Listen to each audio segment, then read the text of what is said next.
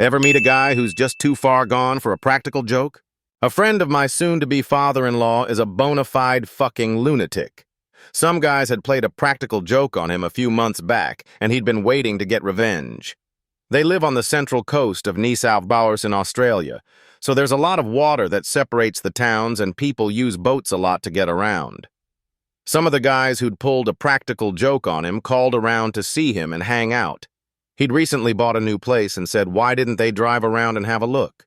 He said he'd be around shortly after and they could have a few beers and chill out there. Just before they left, he said that his mother was there, but she was old and shit, and just to hang outside until he got there, that she wouldn't notice and might get a fright if they called into the house. As soon as the guys drove off, he hopped in his boat and tore across the water to his place, as it was quicker than driving. He got to his place and threw on a dress, a wig, some old boots, and grabbed his rifle. He hid in the house and waited for his friends to arrive.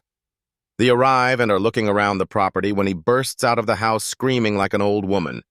The guys are about to try and calm her down when he cocks the rifle and starts letting shots off above their heads. They only realized it was him when they stopped screaming their heads off long enough to realize that the mother had literally keeled over laughing. They had all pretty much shit their pants. Two of the guys had bolted and were gone. He said it took them about an hour to get over the fright. Needless to say, they never pulled a practical joke on him again. Another one. These guys used to work on a building site. Their boss was really predictable, and every day, like clockwork, would go to the same portaloo and have a crap. They started hooking the seat up to a battery, so he started getting an electric shock when he sat down on the seat. He stopped going to the portaloo and used to go to this spot in some woods nearby.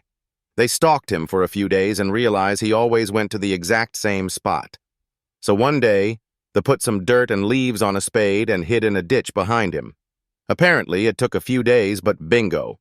One of the days, he shit directly onto the spade, which they very quietly removed it so there was nothing on the ground. Apparently, the poor bastard came back to his staff white as a ghost, thinking he was losing his mind.